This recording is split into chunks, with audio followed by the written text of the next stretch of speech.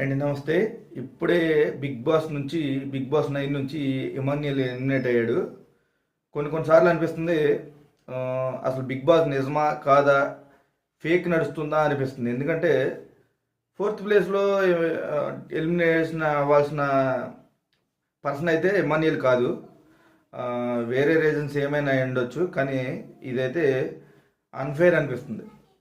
ఎందుకంటే ఇమాన్యుయల్కి నేనేం ఫ్యాన్స్ ఏం చేయట్లేదు, కానీ ఇమాన్యుయల్ అన్ని అంటే నవరసాలు అంటారు కదా, నవరసాలు పండించగల క్యాపబిలిటీ ఉంది అతనికి. కానీ తను ఇప్పుడు వరకు ఎన్ని గేమ్స్ ఆడాడు, ఎన్నిసార్లు నామినేషన్ అయినా కూడా మళ్ళీ తిరిగి వచ్చాడు. అన్నిసార్లు కెప్టెన్ అయ్యాడు, ఎక్కువ సార్లు.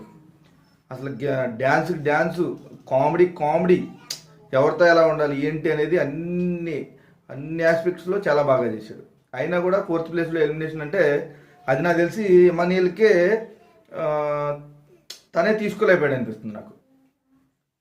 ఇది అంటే ఓటింగ్ ప్రకారం వేస్తాం, అది వేస్తాం, ఇది వేస్తాం అని అంటే మరి అది ఓటింగ్ ఇమాన్యుయల్కి ఎందుకు తగ్గింది అనేది నాకైతే అర్థం కావట్లేదు. అంతవరకు ముందుకు తీసుకొచ్చి ప్రతిసారి ఇమాన్యుయల్ అసలు ఇక ఫస్ట్ ప్లేస్లో ఉన్నాడు, సెకండ్ ప్లేస్లో ఉన్నాడు, అసలు విన్నర్ అని చెప్పేసిన ఇమాన్యుయల్ ఫోర్త్ ప్లేస్లో అంటే అది తీసుకోవడానికి ఇబ్బందిగా ఉంది. అది అన్ఫేర్ అనిపిస్తుంది నాకు. అంటే ఏమైనా స్క్రిప్టెడా, లేకపోతే కొన్ని వేరే అన్ని విధాలుగా చూసినట్టుగా ఇంక వేరే విధంగా ఏమన్నా చేశారా బిగ్ బాస్ అన్నట్టుగా అనిపిస్తుంది.